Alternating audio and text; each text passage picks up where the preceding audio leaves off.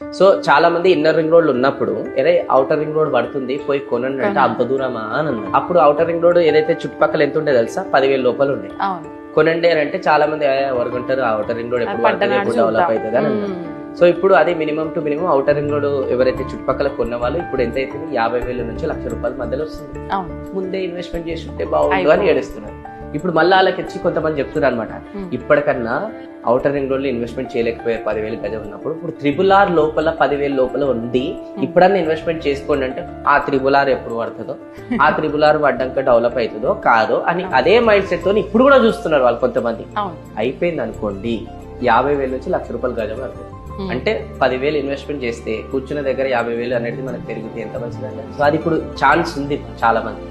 అందుకోసం RRR లోపల maximum ఎక్కడైనా వెంచర్స్ ఉంటే చూసుకొని ఇన్వెస్ట్మెంట్ అనేది HMDA లో DTCP లో చేశారు.